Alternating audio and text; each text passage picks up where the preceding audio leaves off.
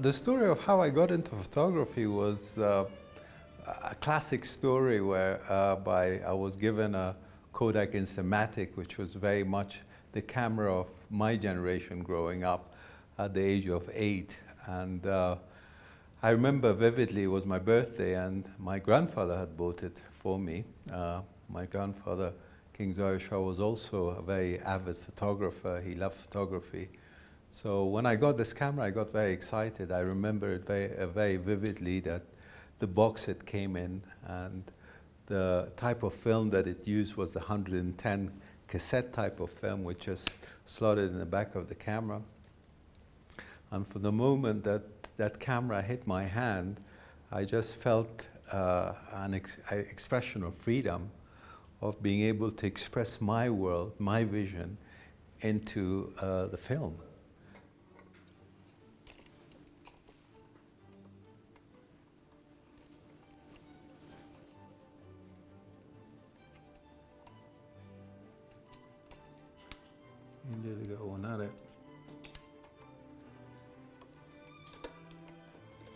And I remember another chapter that very much got me attached to the gravity of how strong images can be. And I remember when we were refugees and had lost our country, and I lost a lot of members of my family in the coup of 1978, there was a book, a coffee book, called Afghanistan. It had pictures of throughout Afghanistan, where there was characters, where there was landscapes.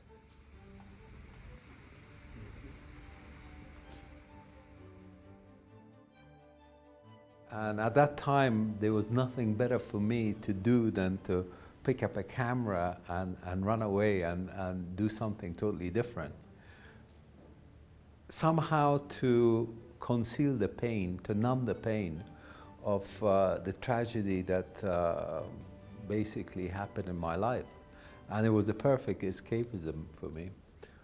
My parents never wanted me to be a photographer, but they wanted me to do a real job, a serious job in life. So I did a course in computer science, and when I got my degree, I gave that as a present to them, and I said, this is what I want to do. I want to become a photographer. My paternal grandfather, Naim Khan, went to Japan, and when he returned back from Japan, he said, I have a present for you. And he had bought me a beautiful, I think it was a Olympus pen camera, which was very fashionable at the time, 35mm film. And that was such a big jump from an Instamatic Kodak to that camera. And I remember how wonderful it felt when I was focusing, and it was a rangefinder camera. And then the pictures really got rather good, serious. I was shooting on a slide film, Ektachrome was the film we used to use.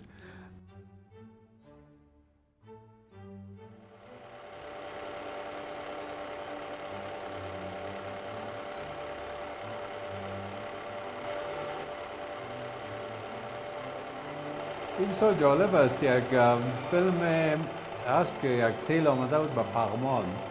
این سال 1354 است.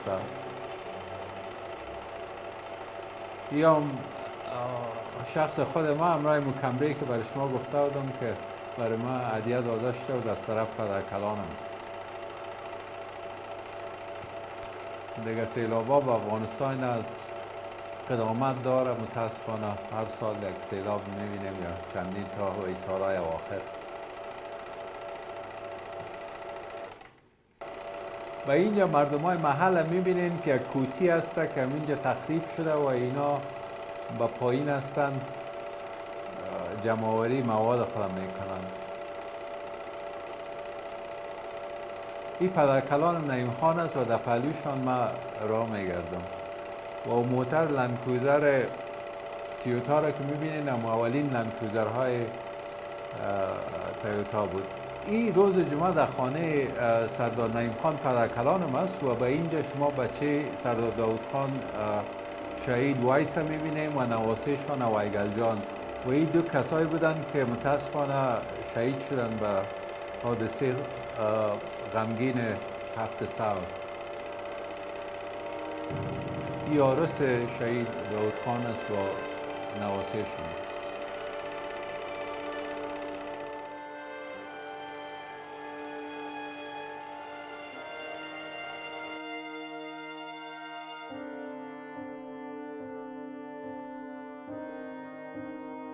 So photography as a professional was very much different to the photography that I was doing as a hobby. In a competitive world in the UK, in London, there was a difficult time to become a photographer. There was a lot of competition. But I found my niche and very much focused on photographing people on commercial basis.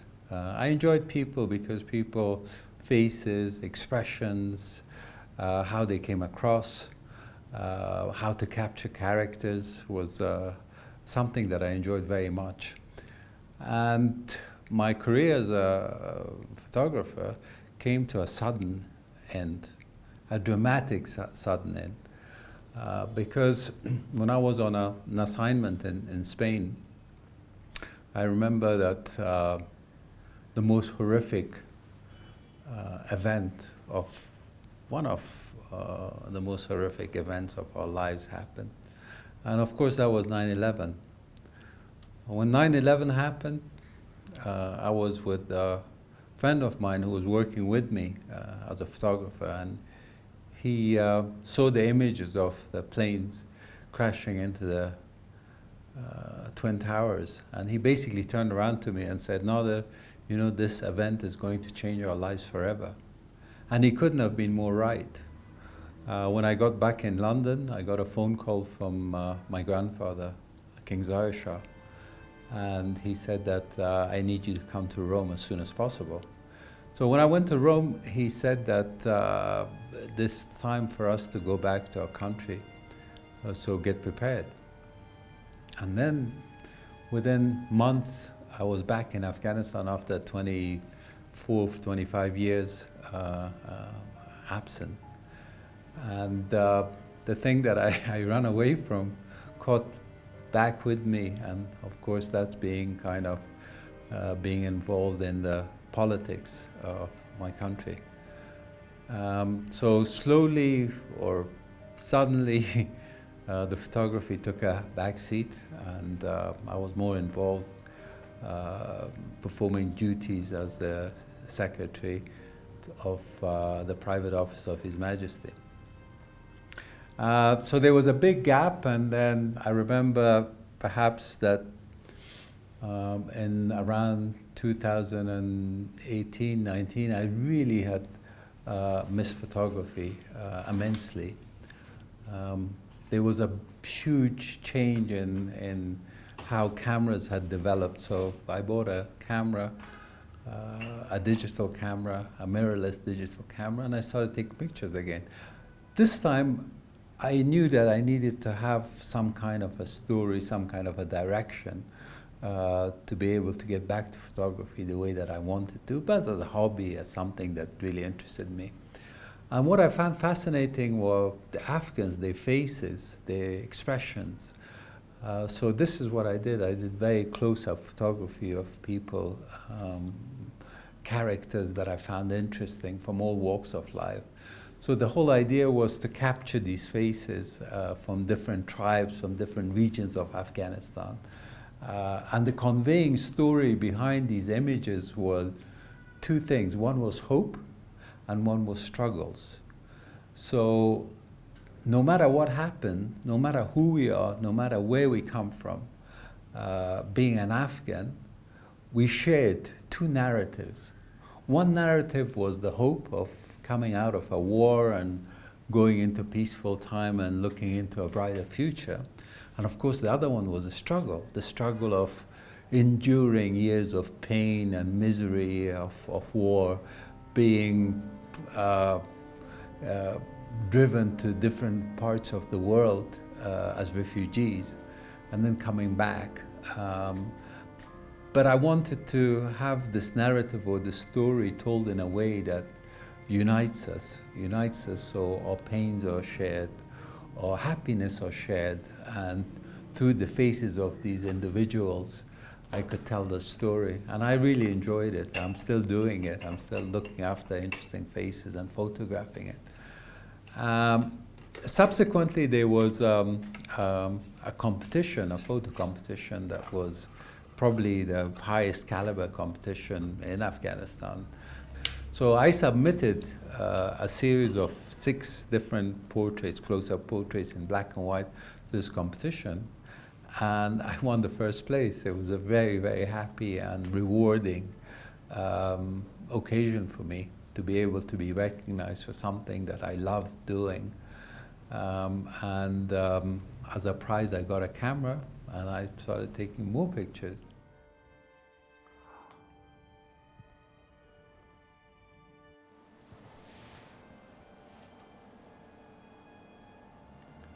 The changes that occur when you live in a country like Europe and UK, and particularly I was living in London and coming to Kabul, it's like going to another world.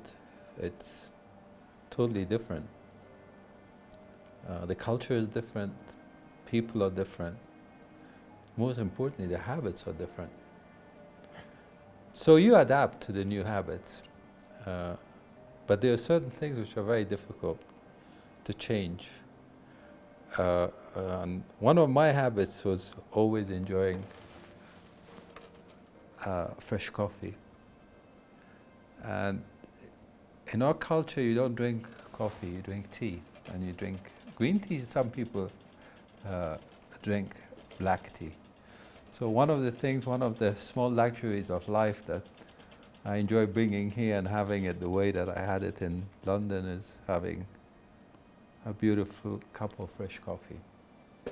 And of course the coffee stimulates the brain and it helps you become more productive. So this is how I start my day. Being healthy is one of the most important things that encourages you to become creative. And creativity, what drives one's imagination in everything in life, but taking pictures is particularly important. Sublime.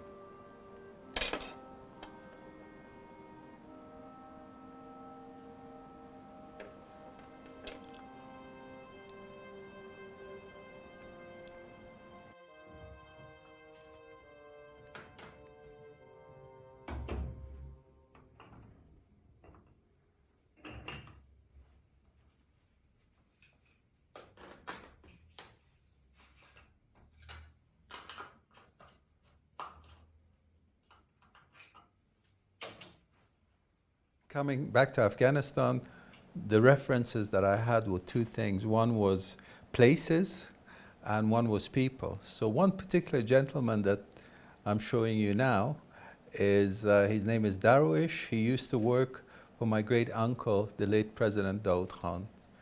I remember him as a young man when I was a boy growing up. And when I met him again, he was a white-bearded old man. There's a lot of expression in his eyes, in his face, and the wrinkle in his face.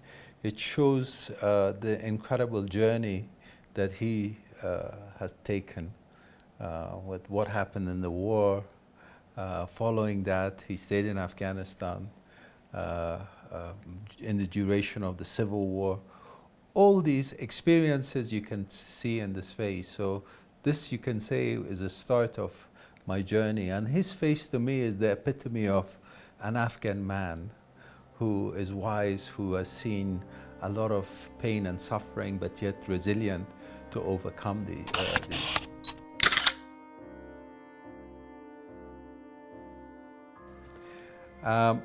And the second picture is something totally different. And I remember one day we were driving in Kabul city, and there was somebody who was in the street, and he knocked on the window and he was asking for money because he was basically a beggar. But he was very unusual. He was an albino, which is not very usual to find in Afghanistan. You see the odd ones here and there.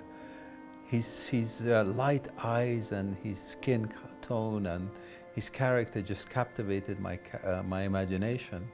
So I invited him to come the next day and sit for me.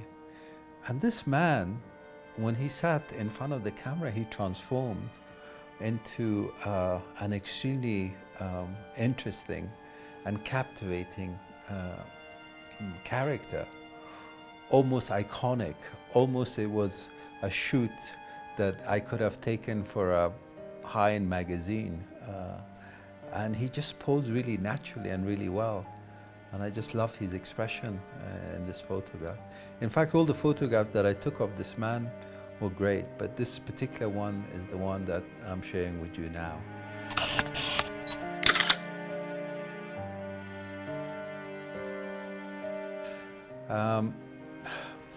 Photograph number 3 is I took in Herat. We were out in having lunch in someone's farm, and we were just about to go out, and the light was fading. And as I was exiting the farm, I noticed this boy, a glimpse of his face, and he just looked interesting. So I asked the owner, I said, can I take a picture of this guy who was the son of one of the farmers who was in this farm? So he sat, and I maybe took 30 seconds to take this photograph. But his face just showed an incredible amount of torment. His eyes just captured a really hard and harsh life. And that shows in the picture. I just wish that I had more time to take more pictures, but this one particular picture just captures his character. And I titled this picture Tormented, because that's how he looked to me.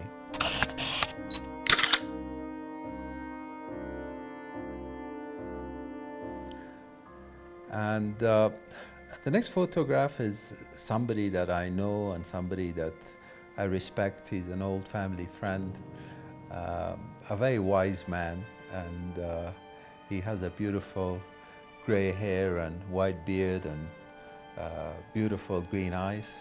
So I just captured very close up. All these photographs are very close up portraits, and I'm focusing very much on the eyes of my subject with a very wide aperture, so everything else blurs and you just zoom straight into the eyes of the subject. So in here, I think, you know, he was very pleased with what he saw in this picture, and it's quite a picture. I'm calling this picture wisdom, because the wisdom of this man comes across here.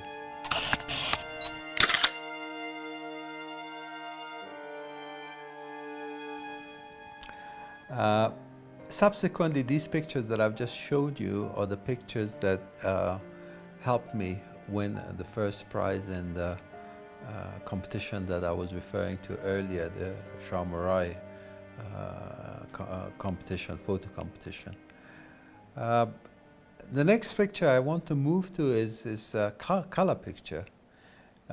It's one of the pictures that I took when we were in Guyane, in Paktika. There was an incredibly tragic earthquake, and then subsequently we went there to help the people with some food rations. And there was this little boy, when I pointed the camera at him, he put his hand in front of his face. Obviously he was very frightened, he was shocked, he probably had family members killed. He didn't know what was going on. And then slowly, and I just stood there, and slowly he just took his hands away from his face, and as he was doing that, I took this image. He's such a beautiful boy, and these characters